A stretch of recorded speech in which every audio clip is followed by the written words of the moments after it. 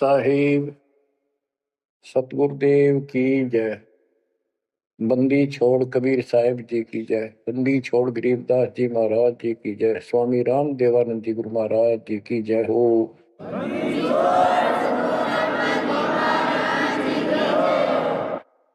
सर्व संतों की जय, सर्व भक्तों की जय, धर्मी पुरुषों की जय।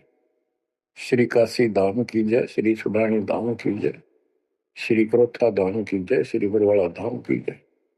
सत साहिब परमपिता परमात्मा कबीर परमेश्वर जी की असीम श्रद्धा से बच्चों आपको अमर कथा सच्चा ज्ञान सुनने को मिल रहा है। आपकी किस्मत परमात्मा ने अलग लेखनी से लिखी है, अलग आपका अकाउंट है जिस पर काल का कोई अधिकार नहीं है। बच्चों,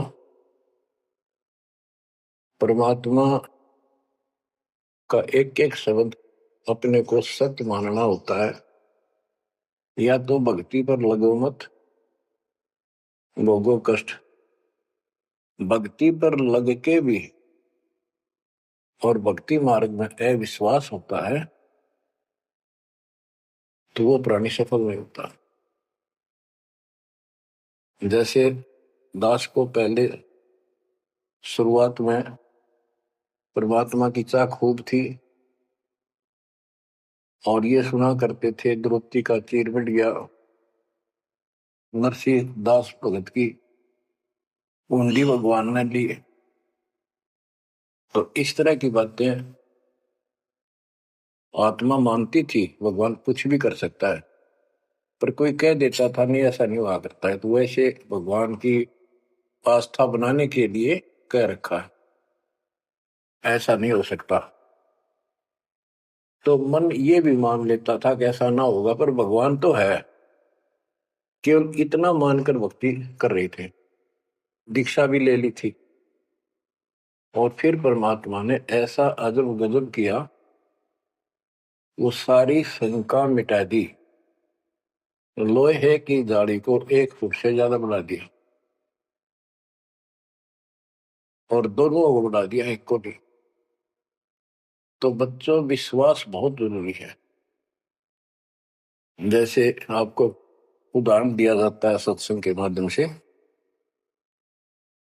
एक गांव के बाहर 2 साधक साधना कर रहे थे। एक 40 साल से बैठा था, आयु 60 के आसपास हो चुकी थी। दूसरा 4 वर्ष से साधना करने लगा था, वो भी घर त्याग कर बाहर आश्रम बना रखा था। तो बच्चों, वैसे तो साधना दोनों की ही शास्त्र विरुद्ध थी। पिछले संस्कार से प्रेरणा इतनी प्रबल हो जाती है कि आत्मा भगवान की तरफ तड़प जाती है, उसको खोज के लिए निकल पड़ती है और जैसा कोई मार्गदर्शक मिलता है उसी अनुसार अपना सारा जीवन कुर्बान कर देती है। उससे उसका कुछ तप बन जाता है और कुछ सिद्धियां आनी शुरू हो जाती हैं। उससे उसका वह बोलबाला हो जाता है। फिर उसकी मृत्यु के बाद वह एक यादगार बना दी जाती है। वो नरभाग आप तो नरक में गया, आने वाले उस गांव की कई पीढ़ियों को भी नरक भेजने का सामान तैयार कर गया। आने वाली पीढ़ियां उसी को मत्था टेक टेक उस कब्र पे, उसकी मूर्ति पे और अपनी मनोकामना पूर्ण करवाती हैं। होता किसी का कुछ नहीं, पर वह भावना बन जाए, एकाधिका वैसे सूत बैठ जाए, दाव लग जाए स्वाभाविक। जो भक्ति ना करते उनका भी हो जाता है। वो तो उसका संस्कार होता था और वो नियमित उसका कर देते थे। अब हम भी ऐसे ही थे। अब बताना चाहता दास, फिर भी विश्वास बहुत काम करता है। भगवान उसके नंबर देता है अलग से, तो उसकी भक्ति में आस्था अगले जन्म में भी बनी रहती है। इस तरह की क्रियाओं से जो आस्तिक और नास्तिक दोनों क्रिया करता है, वो घर का रहता ना घाट का। एक देवदूत आया करता था ऊपर से, विष्णु जी के लोक से। और वो आकर के उन दोनों भक्तों से काफी देर तक चर्चा परमात्मा की करता था और वो प्रश्न करते रहते थे, भगवान ठीक है, वहां की व्यवस्था कैसी है। तो वो देवदूत दोनों भक्तों के पास घंटों बैठ कर जाया करता था। देवदूत से भगवान ने पूछा भी, विष्णु ने कहा जाता है ये ऐसे ऐसे आपके भगत हैं, बहुत गजब के, कुर्बान हाथ के लिए तो उस गांव में, और मैं वहां बैठ रहता हूँ कुछ देर जाके, तो आपके ऊपर तो कुर्बान है। तो विष्णु जी बोले, मैं भगत तो एक है, एक तो वैसे टाइम पास कर रहा है। देवदूत बोला, जी वो होगा जो 40 साल से आपके लिए कुर्बान घर छोड़ के आया हो। तो भगवान बोले, ना, दूसरा जो 4 साल से बैठा है वो भगत है, उसको मुझ पर विश्वास है और बड़े को विश्वास नहीं है। ये बात उस देवदूत का गले नहीं उतरा, ये तो हो ही नहीं सकता। तो भगवान ने समझ लिया कि देवदूत को विश्वास नहीं मेरी बात पे। तो विष्णु जी बोले, भाई एक काम करना देवदूत, आज तू लेट जाना समय से, दोस्त जिस समय जाता है, और फिर वो पूछेंगे कारण लेट होने का, उनको फिर ऐसे बताना कि आज भगवान ने समय दे रखा था कि दोपहर को सुई के नक्के में के सुराख में हाथी निकाल लेगा भगवान, और कहना कि मैं उसको देखने के लिए रुक गया, और भगवान ने हाथी उस सुई के नक्के में के निकाल दिया। वो इसी तरह किया, देवदूत पहले उसके पास गया, बड़े के पास, क्योंकि उसको भरम था। तो विष्णु जी ने कहा था, फिर ये देखना वो कौन क्या प्रक्रिया करता है, तुझे स्वयं फैसला हो जाएगा भगत कौन है। देवदूत उस बड़े के पास गया, उसने भी ये जाते कारण पूछा कि क्या बात, देवता से लेट हो गए, आपकी बहुत इंतजार थी और आपके साथ बैठकर भगवान की चर्चा करते थे, अच्छा समय व्यतीत होता था, क्या बात होगी, क्या कारण हो गया, लेट हो गया बस। देवदूत ने वही बताया कि आज दोपहर को भगवान ने एक लीला करनी थी, वो देख कर आया। तो भगत बोला, क्या लीला की, कि कमाल कर दिया भाई, हद कर दी। भगवान ने एक हाथी को सुई के नक्के में निकाल दिया, इसको देख कर आया मैंने, इसको देखने के लिए रुका था। भगत बोला, 40 साल वाला देवदूत देवता इसी झूठ बोल, किसी का जत जा, ये कभी हो सकता है, सुई के नक्के में का हाथी निकल जा, क्यों झूठ बोल रहा है, देवता होकर ऐसी बात कर रहा है। तो उस देवदूत के होश उठ गए, उसके सारे अनुभव फेल हो गया। तो भगवान ठीक क्या कहते हो, तो कति डांगर है, जब इसको इतना विश्वास नहीं, भगवान कुछ नहीं कर सकता, तेरे जैसा घसियारा है, फिर भक्ति क्यों कर रहा है। देवदूत उठकर चल पड़ा, फिर वो 4 साल वाले के पास गया, उसने सोचा यूं तो माना धमका दे मेरे को, गुस्से होएगा, इसको तो ज्ञान ही कुछ नहीं होगा अभी तक। तो उस 4 साल वाले ने भी, भगत ने पूछा, देवदूत तभी लेट हो गए, आपके आने की बड़ी इंतजार रहती थी, आज तो सोच लिया था शायद नहीं आएंगे, क्या काम हो गया ऐसा कोई, हमें भी बताओ। देवदूत बोला, भाई क्या बताऊं, झूठ मैं कह नहीं सकता, और सच्ची की शिकायत गला उतरती नहीं। भगत बोला, बताओ तो सही क्या बात है। क्या दोपहर को भगवान ने एक लीला करनी थी, मैं उसको देखने के लिए रुक गया। क्या लीला थी। देवदूत बोला, सुई के नक्के में गए, भगवान ने हाथी निकालना था। भगत बोला, फिर क्या हो गया, कि वो निकाल दिया, कमाल कर दिया। बोला, बस भगवान निकाल दे, सारी पृथ्वी ने, धरती ने सुई के नक्के में गए, आप हाथी में आश्चर्य कर रहे हो। तो देवदूत ने सीने से लगा दिया उस बालक को। वो बोला धन्य तेरे माता पिता जिससे जन्म हुआ है। भक्ति कर विश्वास नहीं तो खाक भक्ति है वो। कह कबीर सुनो विसा दो मैं तो हूं विश्वास में। तो अपने परमात्मा की लीला पर अविश्वास नहीं होना चाहिए। और ये धीरे धीरे आपके साथ भी परमात्मा ऐसी लीला करते रहेंगे और कर भी दी होगी। और ना भी हो तो इतने सारे प्रमाण दिए जाते हैं, विश्वास कर लेना। परमात्मा की भक्ति से दूर ना होना। अब बच्चों, आपको अजब गजब का ज्ञान दास बता रहा है जो संत गरीबदास जी को परमात्मा से प्राप्त हुआ। और ऐसा निर्णायक ज्ञान है, इसका रिजल्ट इस पूरी कथा का फिर बाद में आपको बहुत अच्छा निष्कर्ष मिलेगा। पार्वती जी शिव की पत्नी और 108 बार मर चुकी थी। 109वें जन्म में भी उसने शिव जी को ही पति बनाया। ये संस्कार था उनका।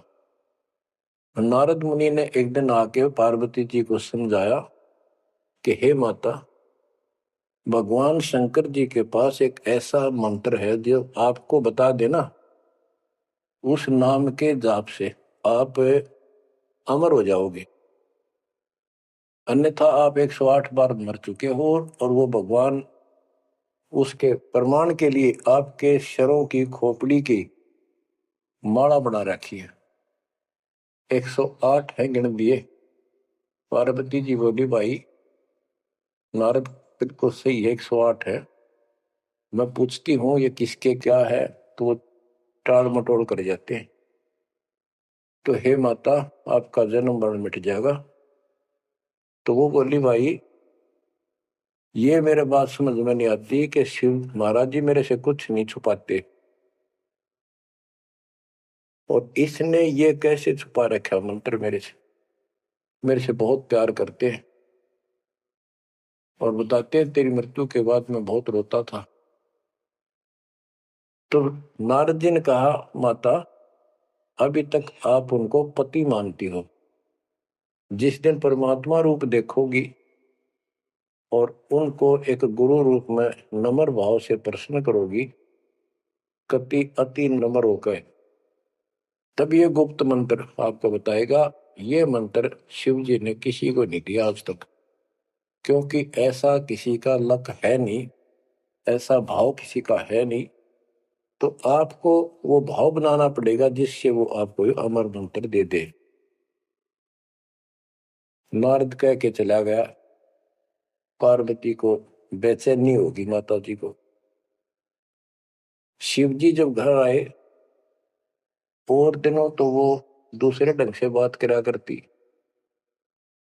क्योंकि पत्नी बराबर का हकदार होती है, हिस्सेदार होती है। उस दिन चरणों में लेट गई, दंडोत प्रणाम किया और चरण पकड़ के रोने लगी और कहने लगी हे भगवान, मुझसे ऐसी कौन सी गलती बन गई कि आपने मेरे से वो अनमोल मंत्र छुपा रखा है। ये भगवान मैं 108 बार मरी, क्या आप दुखी नहीं हुए होगे? मुझे वो नाम बता दे जिससे मेरा जन्म मरण मिट जाए। अब शिव जी उसके मुंह की तरफ देख रहा है, पार्वती की सारी आओ भाव को समझ रहा है। कहने लगा पार्वती, आज तेरे को कौन सा भगवान आत्मा मिल गया जिसने तेरी बुद्धि बदल दी। ये तेरी बुद्धि का ज्ञान नहीं है, तेरे को तो मैं जानता हूं, ये बात तेरे मन में भी नहीं आती थी। मैंने कोशिश भी की भक्ति किया करो, आप कह देती थी आप भगवान हो, मुझे क्या जरूरत है, मैं भगवान के साथ हूं, मैं उनकी अर्धांगिनी हूं। तब पार्वती जी ने बताया कि नारद जी आए थे, उन्होंने मुझे ये सब बताया। तो भगवान शंकर बोले पार्वती सुन ले, जितनी बार तू मरी मेरा पागल जैसा हाल हो जाया करता था। एक बार तो राजा दक्ष के यज्ञ में जलकर मरी, तेरे अस्थि पिंजर को उठाए मैं 10,000 वर्ष तक घूमता रहा था कंधे पर रख के, और पार्वती पार्वती करता हूं। तो एक सुदर्शन चक्कर आया, उसने काट के तेरे टुकड़े कर दिए शरीर के। जब मैं ठगा सा रह गया, मेरे हाथ कुछ नहीं बचा, फिर तेरा जन्म हो गया, शादी फिर होगी, वह भूल पड़ी। ये मंत्र ऐसा अजब गजब है, ये आम व्यक्ति को नहीं बता जा सकता। भगवान शंकर जी ने कहा कि अब तेरी आत्मा सच्चे दिल से डिमांड कर रही है, अब मैं तुझे यू नाम दूंगा। गरीबदास जी बताते हैं कि जैसे सीप एक जानवर होता है, शंखला सा, जैसे एक शंख होते हैं इस टाइप के मजबूत शरीर का, और उसको सीप बोलते, सीप।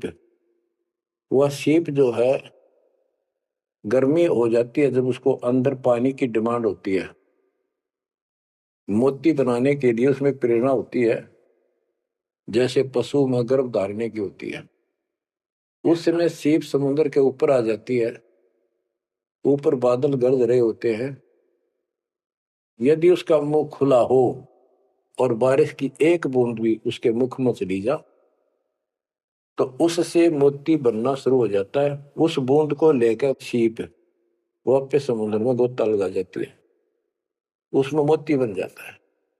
और यदि सीप का वो मुंह बंद हो तो सारा सामान बरस जाए उसके ऊपर, मोती नहीं बने।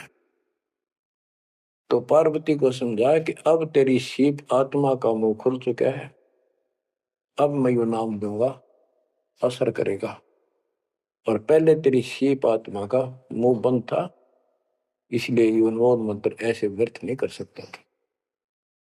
फिर कहा कि चलो, सुबह सुबह एकांत स्थान पर पहुंच गए। वहां एक सूखा वृक्ष था, पत्ते भी नहीं थे, उसके नीचे बैठ गए। और बच्चों वहां पर दोनों हाथों की ताली बजाई, तो आसपास के पक्षी उड़कर भाज गए, इतना शोर हुआ। और जो अंडे थे वो बच्चे बढ़कर उड़ गए। उसी वृक्ष की खोगड़ में एक खोखले स्थान पर तोते के अंडे थे। वो जो अंडे थे, वो स्वस्थ अंडे, तो बच्चे बढ़कर उड़ गए।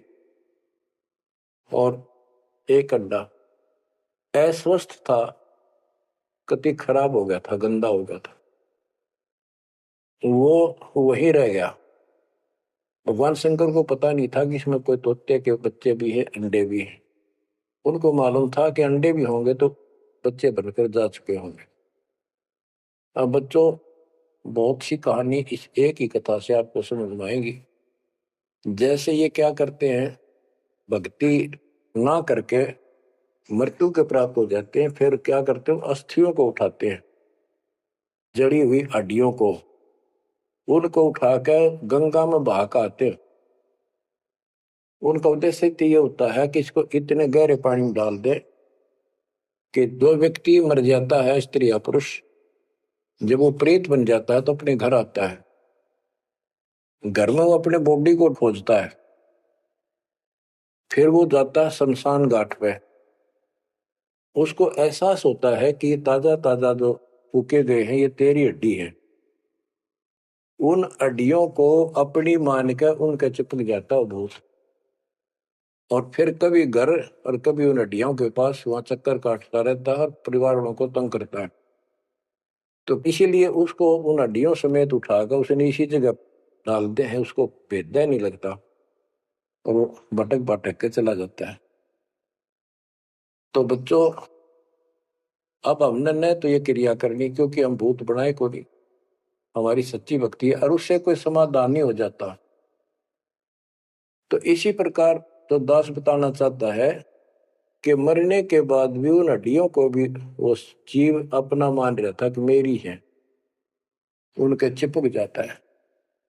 इसी प्रकार जो गंदा अंडा हो गया था, वो आत्मा उसका चिपकी हुई थी कि मेरा है। हालांकि वो कति खत्म हो चुका था, कुछ दिनों में वो सूख जाता, खत्म हो जाता, फिर वो उसको छोड़कर चलती। तो वो आत्मा उसके साथ चिपकी हुई थी, उधर से पार्वती जी को कथा सुनाना शुरू कर दिया।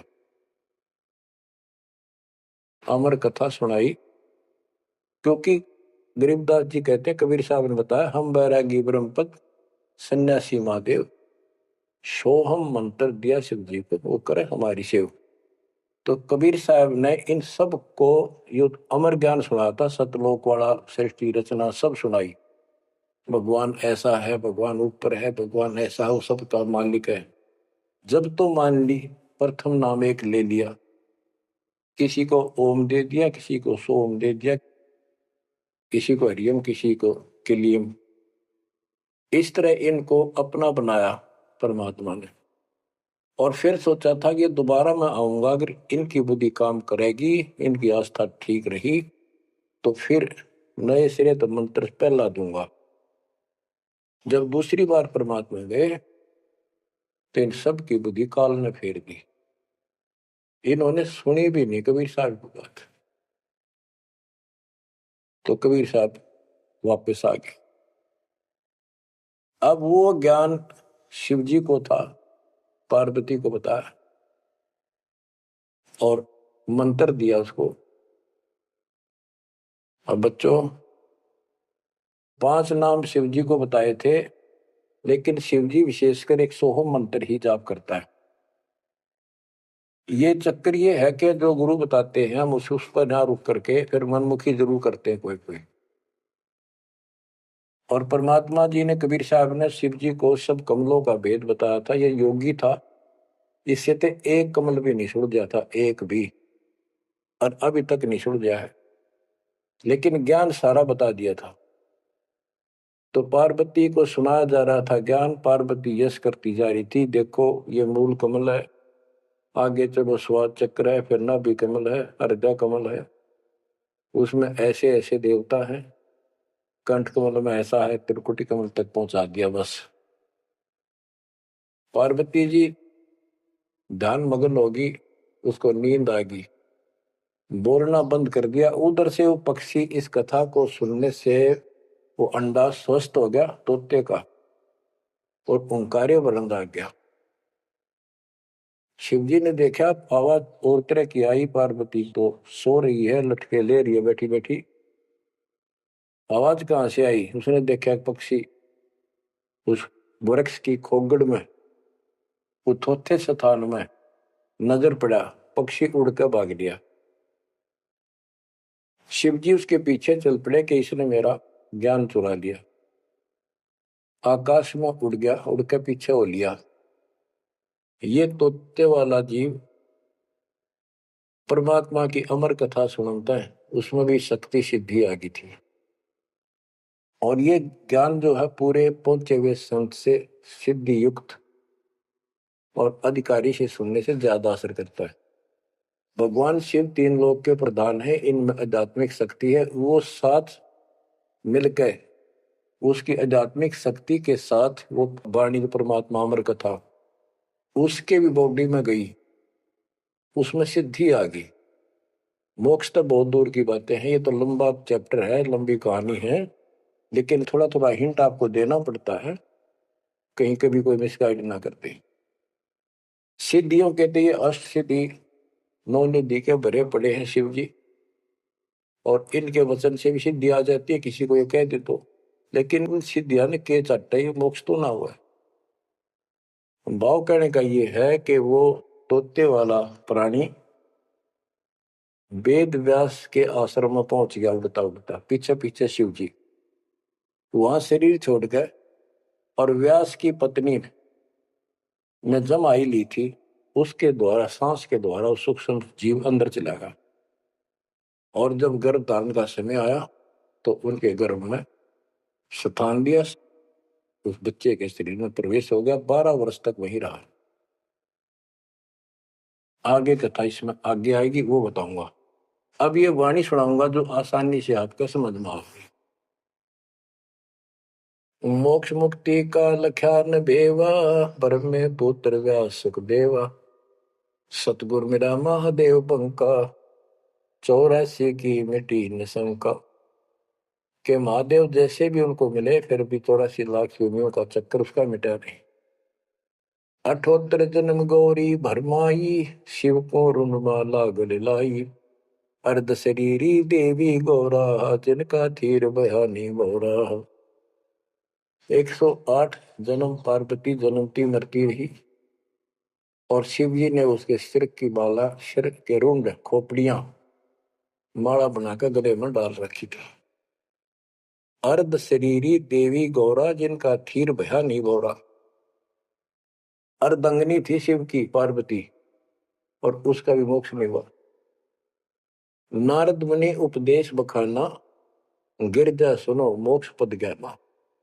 सुन हे देवी गौरा माई, 68 तीर्थ पर भी नाई। पिंड प्रदान किए का बारा, खुला नहीं मुक्ति का द्वारा। जब पिंड प्रदान कहते हैं ना, पिंड प्रदान करने से भूत जुनी जा छूटे थे, पिंड प्रदान करंत गरीबदास जिंदा के नहीं मिला भगवंत।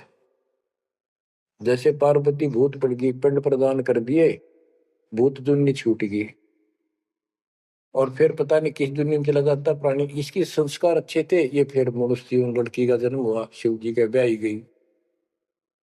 ये पिछले जन्म जन्मांतर की शक्ति भक्ति के कारण मनुष्य जीवन ज्यादा भी हो सकते हैं, लेकिन मोक्ष न होने से फिर 84 लाख योनियों में जाना था। इस पार्वती ने भी आगे भी जाएगी, शिव जी भी मरेगा, पार्वती भी मरेगी और फिर ये 84 लाख योनियों में जाएंगे।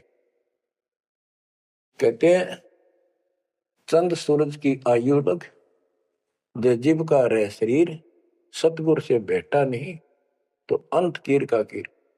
अगर चांद सूरज की आयु तक भी जीव का शरीर रहे और पूरा सतगुरु मिला नहीं तो अंत में कीड़े मकोड़े बनेगा। अब नारद जी बता रहे पार्वती जी को, सुन हे देवी गौरा बाई, 68 तीर्थ पर भी नाई। पिंड प्रदान किए के बारा, खुला नहीं मुक्ति का द्वार। सारे कर्म कांड कर लिए तेरे मृत्यु के बाद, तेरा फिर भी मोक्ष नहीं हुआ, फिर जन्म हुआ। रुंडमाला शिव के गले माही, सो देवी तुम जानो माही। ग्रीव रुंडमाला शिव के गले, गेजा के सब शीश। भक्ति दुराई देव को ना परसा जगदीश। तुमरा देवी रूप विशाला, शिव तो पैर रहे रुंडमाला। भौतक पर लहो हो जाई, लंबी उम्र शिव कलिमाई। दीर्घायु शिव है अनुरागी, तुम देवी गौरी दिल त्यागी। मूल मंत्र ने नाम सुनाया, ताते कल्प हुए तेरी काया। महादेव देवनपति देवा, जाकी करी न गौरी सेवा। कर बंधन कर शीश नवाओ, तन मन अर्पो शीश चढ़ाओ। शिव है मोक्ष मुक्ति के दाता, तो से भेद कहूं गौरी माता। चरण गहो चिंतामणि केरा, ताते प्राण अभय हो तेरा। कमल रूप देवी दिल की न्या, नारद मुनि उपदेशी चीन्या। जब आए शिव मंदिर अवधूता, देवी चरण लिए सतरूपा। अब कहते नारद के कहने से पार्वती जी ने, गौरी देवी ने कति पाक साफ दिल कर लिया, कमल की तरह। कमल के ऊपर कोई मैल नहीं होता, ना कोई धूल टिकती है, ना जल टिकता है, ना कोई कीचड़ टिकता है। तो ऐसा साफ दिल किया और जब शिवजी घर पर आए, उनके चरणों में चरण लिए सतरूपा। सच्चे भाव से चरण लिए। चरण पकड़ रोवत है बाला, मोरे शीश किए रूपमाला। मोसे भक्ति दुराई देवा, न जाने नी तुम्हारी सेवा। मोसे भक्ति दुराई स्वामी, हमसे भेद कहो निज दामी। मैं अबला हूं बाला बोली, पार निभाओ हमारी डोली। कति चरण पकड़ के कहने लगी, मैं तो भोली सी लड़की हूं और मेरा बेड़ा पार करो। बच्चों, ये सारी कहानी आपको मौखिक सुना दी, इन वाणियों में सारा इसी का निष्कर्ष है। अब क्या बताते हैं गरीब मूल मंत्र महबूब का ई सुनाओ मोही। पार्वती जी कहती है शिव जी को कि उस परमात्मा का समर्थ शक्ति का जो मूल मंत्र है वो मुझे बता दो। अब इन मूल मंत्र का पता नहीं, जिस भी नाम को ये गुप्त रखते हैं जो विशेष नाम के पास है उसी को मूल मंत्र मांग रहे थे। गिरी मूल मंत्र महबूब का ए सुनाओ मोही, युगन युगन के पातक कटे छूटे तेंद्र द्रोही। पूर्व जन्म की कथा सुनाओ, मूल मंत्र हमें शिव दोहराओ। भूल रही भवसागर हमी, मोक्ष मुक्ति के दाता तुम ही। शिव बोले सुन देवी बाता, को उपदेशी मिला विदाता। ये तो ना ही ज्ञान तुम्हारा, हम सो भेद कहो परवार। कि आज जैसे तू बोल रही है कि तेरी बुद्धि की बात नहीं, तुझे कौन ऐसा भगवान आत्मा मिल गया जिसने तेरा मन फेर किया। गिरजा कह सुनो शिव स्वामी, तारण तन आदि घरनामी। नारद मुनि उपदेश समोदो, दीन ज्ञान ध्यान प्रमोदम। शिव समर्थ बोले हैं जब ही, गौरी ज्ञान सुनाया तब ही। कोटि कल्प प्रलय युग बीती, ज्ञान ध्यान सब ही परचिति। तुमरा मन नारद मुनि फेरा, सुनो ज्ञान तुम गौरी मेरा। बनखंड चलो गौरी दीवानी, पंछी सुने न हमारी बानी। ऐसे स्थान पर चलो पक्षी भी कोई हमारी बात ना सुन सके। जब शिवकर से लाई तारी, उड़ गए पंछी नर और नारी। जहां एक सूखा तरवर ताक्या, वहां पर एक सूखा वृक्ष देखा। शिव को आसन तहां वहां रखा, उसके नीचे अपना आसन लगा दिया, पार्वती को साथ बैठा दिया। जहां एक गंदा अंडा तिस्माही, तिस जानत समर्थ साई।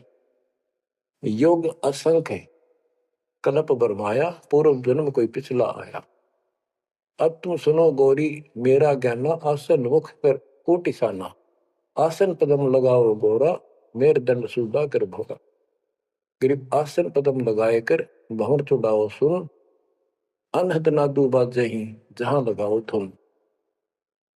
और क्या बताते हैं कि उस वृक्ष की खोगड़ में गंदा अंडा पड़ा था और उस गंदे अंडे वाले जीव के असंख्य जन्म 84 लाख योनियों में हो चुके थे। यहां से उसके भाग जागे और तो पक्षी बन के उड़ गए, वो पक्षी बन नहीं पाया। बाद में उड़ा जब उसने सारी कथा उसके ऊपर असर कर गई। जैसे बच्चों बहुत बार बताते हैं, दास आपको बताता है कि ये अमर कथा जो गरीबदास जी की वाणी है, यह शिव जी वाली अमर कथा से कई हजार लाख गुना ज्यादा शक्तिशाली है, ज्यादा प्रभावी है। अब ये कथा सुनाने का मुझे कोई उद्देश्य नहीं, इसमें से ऐसा निष्कर्ष निकाल लूंगा आप हैरान रह जाओगे। जैसे एक सर्प कांटे का इलाज करता है। अब तो दवाइयां चल गई, पहले गार्डू होते थे, मंत्र बोलकर जहर तार देते थे। जिसको सर्प ने काट लिया वो अचेत हो जाता था, कति बेहोश जैसे मर गया हो, सांस सांस आते थे। और गार्डू क्या करता है, एक मंत्र 5-4 पंक्तियां होती हैं, उसको सिद्ध करता अपने जीवन में 5-4-7-10 साल लगा के, वो वाणी सिद्ध हो जाती है। फिर उसको बोलता रहता उसके ऊपर साथ बैठ के उस सर्प जैसे व्यक्ति पर। उस समय वो सर्प जैसा व्यक्ति अचेत होता है, ना वाणी सुन रहा है ना उसको समझ रहा है इसका अर्थ क्या है। तो कुछ समय के बाद वो उस वाणी के प्रभाव से उस शरीर का विष खत्म हो जाता है और वो व्यक्ति जीवित हो जाता, सचेत हो जाता है। इसी प्रकार बच्चों, परमात्मा की अमर कथा जितना जो सक्षम है उसके मुख से सुनी जाती है तो उस सत्र का उसको लाभ अवश्य मिलता है। तो ये गंदा अंडा था, इसके साथ जीव चिपका हुआ था। ये गंदा अंडा ना सुन सके था, ना बोल सके था, ना वो कह क्या रहा है शिव जी वो समझ सके था। और उस वाणी के बोलने से वो अंडा भी स्वस्थ हो गया, उसमें बच्चा भी बन गया, उसका पांख भी जाम आई और वो उड़कर भाग भी गया। इसी प्रकार जो आज मानव के ऊपर रहम हुआ है, गरीबदास महाराज जी की अमरवाणी इससे भी ज्यादा स्ट्रोंग है। और ये अब दास के बुक से चला करेंगी अखंड पाठों में, आसपास के पक्षियों पर भी असर करेगी, आसपास के पशु पक्षी जीव जंतु पेड़ पौधों सब का ऊपर ऐसे असर करेगी जैसे इस पर किया था। और ये सब धीरे धीरे यहाँ से शरीर छोड़ते जाएंगे और मनुष्य जीवन पाते जाएंगे। ये सीधे फिर आके मालिक के चरणों में आएंगे। बच्चों भक्ति जरूर करेंगे, भक्ति करेंगे तो मालिक कहीं ना कहीं उनको मिलेगा। अब मैं सुखदेव ऋषि की सुनाता हूं, पार्वती का तो दिया। अब एक बात विचार करो कि जहां पार्वती जी को मंत्र मिला, अमर मंत्र मिला, वो नाम मिला भक्ति करने का, यानी वो शिक्षा भई, तो वो स्थान पार्वती के लिए तो अमरनाथ हो सका है। ये जो वहां आजकल जावे हैं मत्था टेकन देखन दर्शन कर, उनके लिए अमरनाथ नहीं है वो। अब जैसे आपने जिस भी आश्रम नामदान केंद्र पे या कहीं भी दास से दीक्षा ली है, आपका वो स्थान अमरनाथ है। लेकिन उस स्थान से कुछ नहीं लेना देना, मोक्ष नाम से होगा। उस स्थान से मोक्ष नहीं है, वो स्थान तो आपको जिंदगी भर याद रहेगा, मुझे वहां दीक्षा मिली थी, बस इतनी बात है। और ये अमर ज्ञान मुझे प्राप्त हुआ था। लेकिन मुक्ति नाम से होगी। और जो बोले आत्मा इतने ऊंचे पहाड़ों पर जाते हैं दर्शन करके आवांगे। अब विचार करो, जैसे दास ने बहुत बार समझाया आपको, ये तीर्थ क्या होते हैं, ये धाम क्या है। जैसे पार्वती को वहां नाम लिया, नाम लेकर अपने घर ना आएगी, अब भक्ति करिए, वहां क्या रखा है। अब जैसे तीर्थ हैं, वहां किसी ऋषि ने भगत ने कोई तालाब का सहारा तक है, क्योंकि पहले पानी नहाने धोने का पीने का तालाब ही होते थे, कुएं भी बहुत गहरे होते थे, एक आदमी नहीं खोद सकता। तो वहां बैठकर अपनी भक्ति करता था, जैसे भी उसने डोले डोए, क्योंकि सत साधना तो आपको ही मिली है पूरे विश्व को। तो वो जैसे भी तप किया, कुछ किया उसने, जैसा भक्ति की, उस आधार से वो उस लोक में चला गया। और अब वहां कुछ नहीं। अब जैसे हम किसी का एक हमाम दस्ता ले आते थे और उसमें सामग्री कूटते हवन की और वापस देते थे मांझ धो के। हमाम दस्ता होता है लोहे का उखड़ सा, 1-1.5 फुट का उसका मुसड़ सा होता लोहे का ही, उससे वो कूटते हैं जैसे चटनी कुटे आ रहे कुंडी में। तो हमाम दस्ते में थोड़ी बहुत स्मेल थी और 5-4 दिन में वह भी खत्म होगी। जिसका मांग के लाए तो उसको दे आए, तो उन घर वालों ने महसूस हुआ कि इसमें कुछ स्मेल आवे है, तो कोई सामग्री कूट रखी है। और कुछ दिन के बाद वो स्मेल भी खत्म होगी और वो सामग्री सारी कति साफ करके अपने घर रख ली। अब उस स्मेल को सूंघ बार बार को हो कमाल हो गया, बड़ी स्मेल आई, फिर वह खत्म होगी, चलो स्मेल लेके आते हैं। उस स्मेल से कुछ नहीं होने का, उस सामग्री से गूगल खेओ, वह बनानी पड़ेगी। इसी प्रकार मोक्ष प्राप्ति के लिए यह साधना करनी पड़ेगी।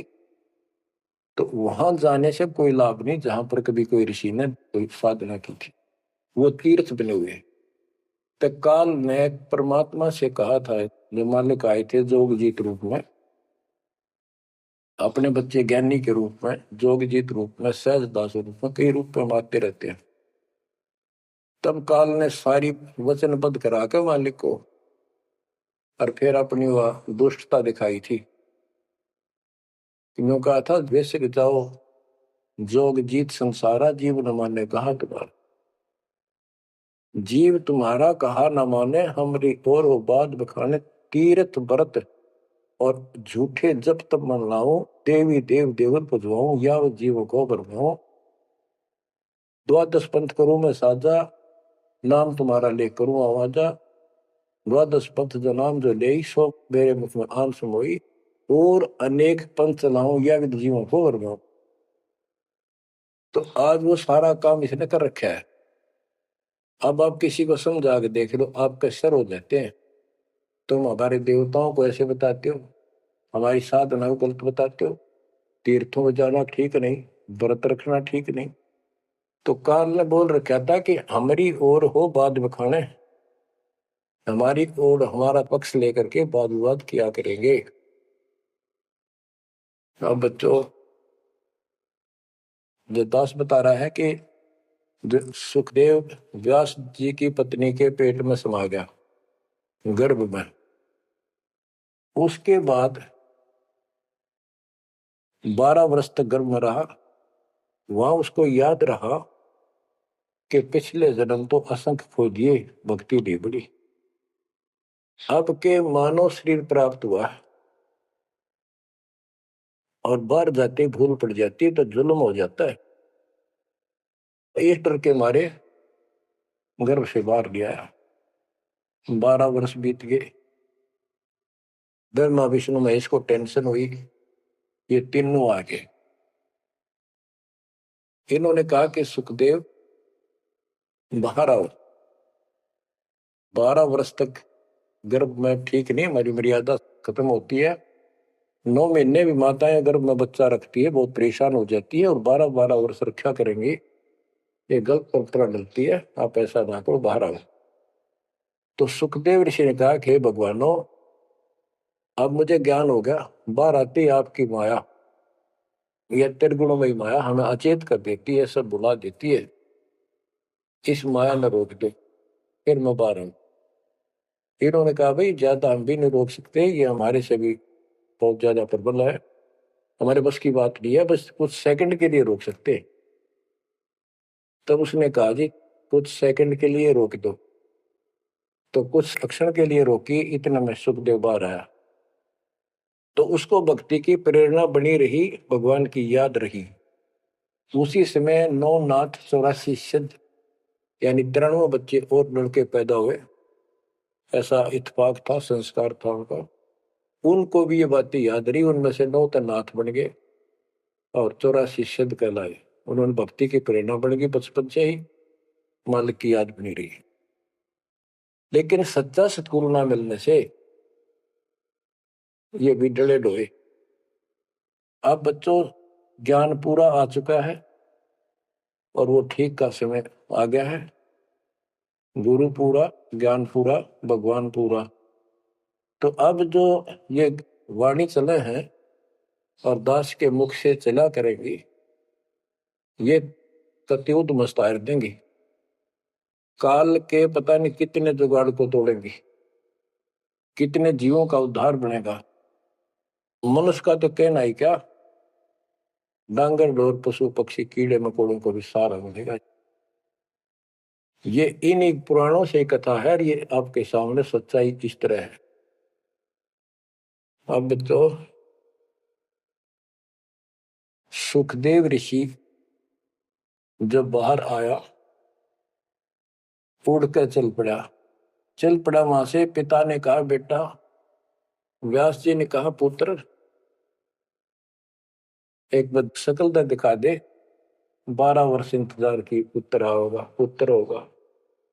तब उसने कहा एक देवा दूतम, कोई किसी का पिता नहीं पूतम। पिताजी पता नहीं कितनी बार तू मेरा पिता बन लिया, पता ना कितनी बार मैं तेरा पिता बन लिया।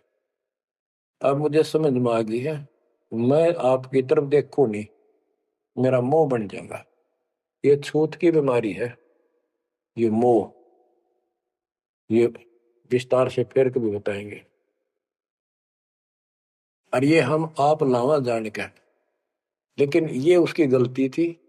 ज्ञान ना होने से इसने इतना ही समझ थी तो वो उस समय गलती कर गया। चलो जो भी इसकी सोच थी, उस आधार से ये वहां से चल पड़ा। पिता पीछे पीछे मोह में दूर तक गया, वहां से आकाश में उड़ गया, अंतर्ध्यान हो गया, आगे जाकर फिर प्रगट हो गया। अपने और नाल जो बच्चे की नाभि से, माँ की नाभि से चिपकी होती है, वो गेल बाहर आकर टूट गई, टूट कर बाहर आ गई। वो बाद में काटा करते हुए बिना कटवाई कंधे पर गिर कर उठ गया, आगे काटूंगा। अब आकाश में उड़न की सिद्धि उसमें उस मंत्र से आ गई, वो अमर कथा से। अमर कथा में शिव जी ने पूर्ण परमात्मा की महिमा बताई, जो कबीर साहब ने उसको सुना रखी थी। इसमें काफी प्रकरण है, अब इतना समय नहीं जो मैं वो सारी बताऊंगा आपको। कभी परमात्मा ने दया की तो फिर उनको विस्तार से समझाया करेंगे। तो कहने का भाव ये है कि सुखदेव ऋषि को अभिमान हो गया कि मैं बहुत बड़ा सिद्ध पुरुष हूं, आकाश में उड़ जाता हूं। तो बच्चों स्वर्ग में जाने लग गया, और स्वर्ग के देवता ऋषि महर्षि सब उसको उसकी जो है ना पूरी वो करे, सम्मान करें, उसकी आरती तारे कि बड़ा धन भाग है तेरे, बड़ी सिद्धि प्राप्त कर लिए। इन इतना पता सिद्धि आएगा, और जन्म से ही छोटी उम्र में आपको इतना कुछ प्राप्त हो गया, आप तो बड़े पहुंचे हुए हो। तो सब उसकी खूब अच्छी तरह प्यार रखे, महिमा गाँव। एक दिन उसने स्वर्ग में जाने की इच्छा व्यक्त की, विष्णु जी के लोक में। वहां उसको इसलिए नहीं जाने दिया कि उसका गुरु नहीं था।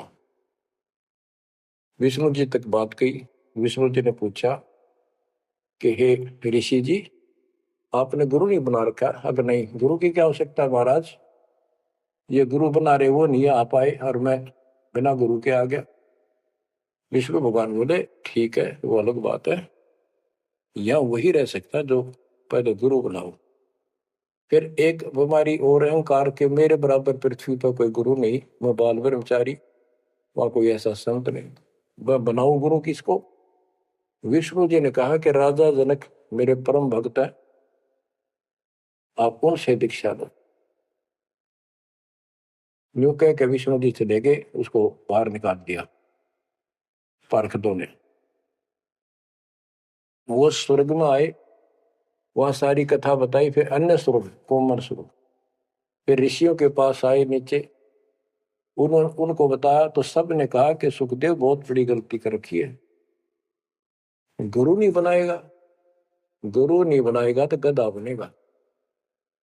तो पिछले जन्मों में उसको एकदम वो रील सी चल गई कि मैं कभी गधा बना था एक बार, और अंधा हो गया, स्वामी ने छोड़ दिया, कुमार ने, और मैं भटकता भटकता इन नाले में फंस गया।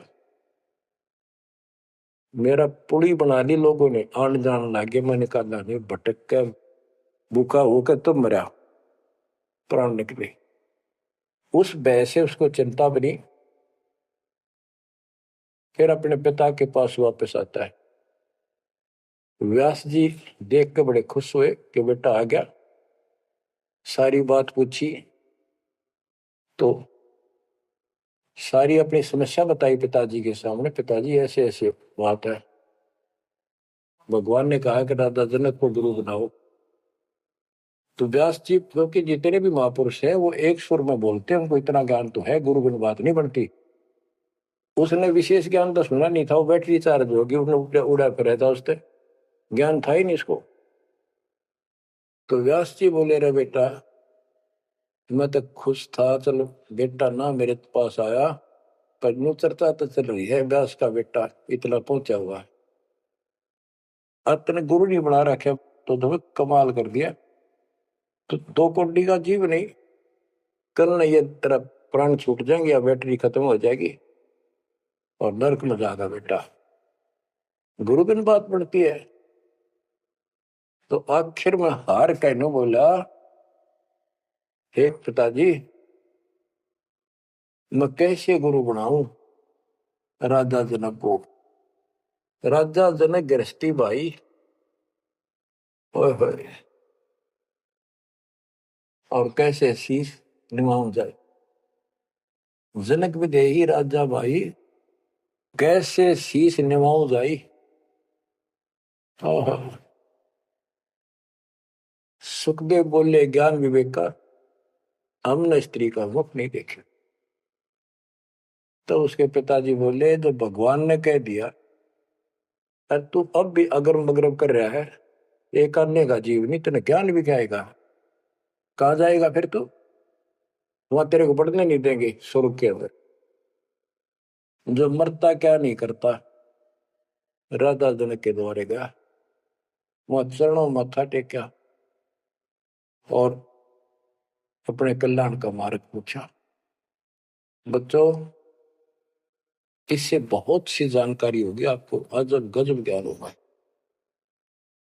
क्योंकि अभी तक दास ने आपको केवल प्रमाण दिखाए, सारे ग्रंथ सुन जाए और एक नंबर का ज्ञान आपके हृदय में जमा दिया कि जो दास कह रहा है वो सारी सच्ची है।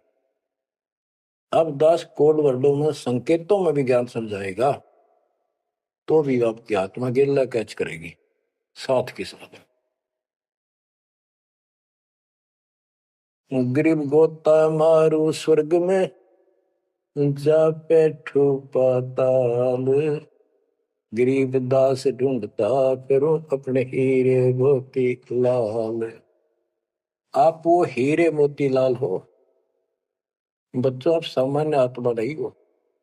जब परमात्मा आपको कैसे रंग रहा है, रंग में कैसे दूध अमृत पिला रहा है आपके घर बैठे,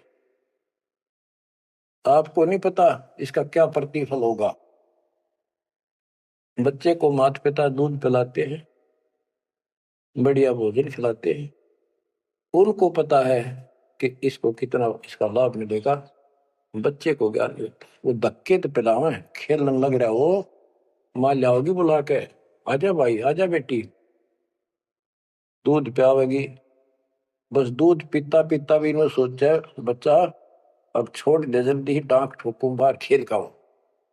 अब वह दूध पिया के फिर छोड़ देती, जावे खेल है तू। तो बच्चों, ये अमृत दूध है आपकी आत्मा के लिए। अपना काम करो, संसारी काम करो, फिर तो दिन का जो होमवर्क क्लास वर्क है वो भी करो, तो ज्ञान का जो असर है ये व्यर्थ नहीं जाएगा। आपकी आत्मा को इतनी ताकत दे देगा जिसमें भक्ति बिल्कुल सुदृढ़ हो जाएगी, सुरक्षित रहने लग जाएगी। क्योंकि मन में दोष नहीं रहेगा, कोई गलती बनेगी नहीं, तो सब कुछ सुरक्षित रहेगा। आपके मोक्ष के लिए परमात्मा ने कसर नहीं छोड़ रखी, जो भी संभव व्यवस्था है वो सारी कर दी है। बच्चों, तुम भी दया करियो, रहम करियो परम पिता पे, और इस दास की उम्र देखो और दास कहाँ है ये देखो, और यहां से आपके लिए क्या कर दिया उस दाता ने। इस मालिक को देखो ध्यान से, और यहां से आपके लिए क्या कर दिया उस दाता ने। इस मालिक को देखो ध्यान से। आप बालक नहीं हो, आपकी आत्मा में समझ आ जाने चाहिए कि ये क्या हो रहा है। कुर्बान हो जाओ, संसार की भूल जाओ बातों को, जो ज्ञान हम देते हैं उसके ऊपर समर्पित हो जाओ। तन मन धन सब अर्पिए, भक्ति मुक्ति के काज, जिनके उनमें बंदगी के इंद्र का राज। बच्चों, इंद्रिय कर्म न लगे लगार, जो भजन करे नर दुंदरे, गरीब दास जग कीर्ति होगी, जब लग सूरज चंद्रे, जब लग सूरज चंद्रे। बच्चों, आने वाली पीढ़ियां आपको भी याद करा करेंगी, जब तक चांद सूरज रहेंगे आपका नाम रहेगा कि हमारे कौन माता पिता, कौन दादा परदादा दादी इसे अमृत ज्ञान को हमारे कुल में लाए थे। आने वाली पीढ़ियों के उद्धार के लिए तुम जिम्मेवार हो, कुर्बान हो जाओ। परमात्मा आपको मोक्ष दे, सदा सुखी रखे। सत साई।